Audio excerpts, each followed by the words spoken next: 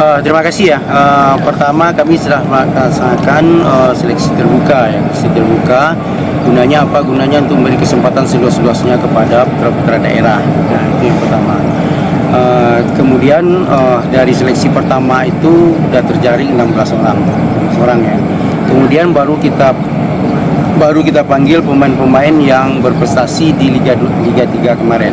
Liga 3 kemarin, baik itu di Pasaman, Bukit Tinggi, Payakumbuh, Dua Lipa, PSP, Batu Sangkar ya. Kemudian ada juga yang datang dari luar, dari Jambi, Bengkulu dan sebagainya. Itu kita tampung juga ya. Kita tampung sekarang udah menjadi 25 orang pemain, 5 orang pemain. Jadi saya sudah tekankan kepada pemain, saya ukur diri Anda. Saya kalau bisa putar daerah saya katakan. Tetapi sejauh mana? Nah, itu saya bilang kepada pemain. Itu terserah kepada Anda juga, tergantung kepada Anda juga. Udah layak nak saya main di level Liga 2 kan gitu. Yang saya contohkan misalnya striker si Beto lah. Saya stopper, apakah udah layak nggak saya undang menjaga si Beto itu? Nah, itu yang saya pegang. Kalau tidak, tentu kita akan cari pemain lain dari luar kan gitu. Tapi kalau mereka udah layak, ya pokoknya kita pakai mereka.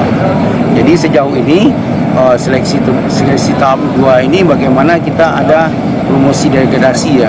Kalau ada pemain yang lain yang datang lebih bagus daripada pemain yang ada, tentu untuk kemungkinan pemain yang bagus itu kita ambilkan gitu.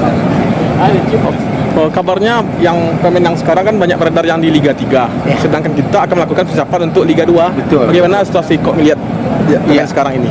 Sekarang ini kan masih dalam tahap seleksi ya, tahap seleksi awal ya. Itu nanti kita akan cari juga pemain-pemain pengalaman yang di level Liga 2 ya, Liga 2 atau Liga 1 yang nggak terpakai gitu. Mungkin 5 atau 6 orang kita ambil pemain-pemain yang berpengalaman. Nggak mungkin lah yang ini ya, yang pemain-pemain yang ada untuk bersaing untuk di level Liga 2.